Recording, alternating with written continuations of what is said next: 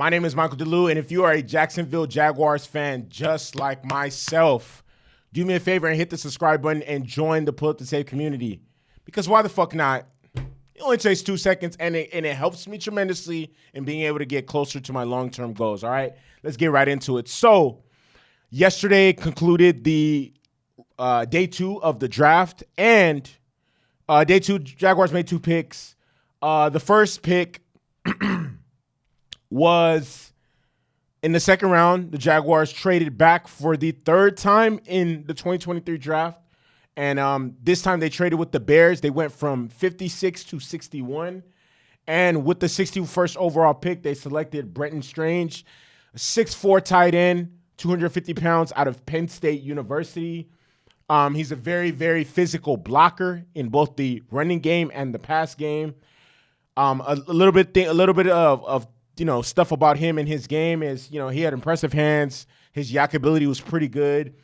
He only had a 3% drop rate in 2022, and he caught 62% of his contested targets in last season of the NCAA, and he was also 2022 third team All Big Ten.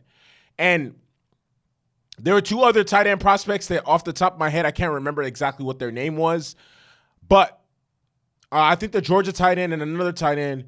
But again, I'm all for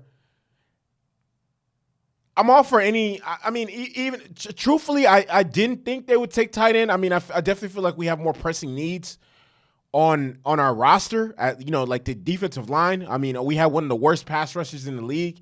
I understand the offensive tackle selection in the first round, but this one doesn't really make too much sense to me. But nevertheless, I mean, it is what it is. I mean, at the end of the day, I'm not opposed to anything that could possibly benefit Trevor Lawrence in the short term or the long term.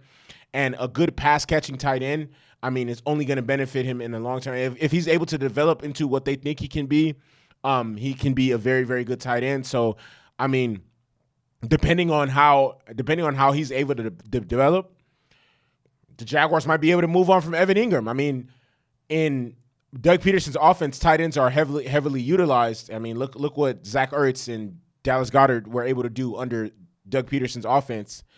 I mean, Zach Ertz looked incredible under Doug Peterson's offense. I mean, and Evan Ingram last year had a career season, like 800-something receiving yards. I think it was either 700 or 800 receiving yards. I think he had like eight touchdowns or something along those lines. He had a good amount of touchdowns as well. So if they can develop him into who they think he is, I mean, maybe that could give them the incentive to move on from Evan Ingram, because he will also be on a rookie deal. So, I mean, we're getting younger and cheaper.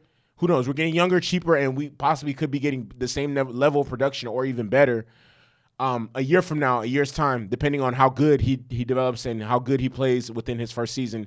And at the end of the day, as I said before, I'm all for empowering Trevor Lawrence with as many tools and as many weapons that will ensure that he reaches his ceiling, that will ensure that he doesn't flop, that will ensure that he continues to grow as a quarterback, grow as a leader, and grow as a player. With that being said, my name is Michael DeLu. Once again, if you are a Jacksonville Jaguar fan just like myself, do me a favor, hit the subscribe button and join the Pull Up the Tape community. With that being said, I am out this bitch.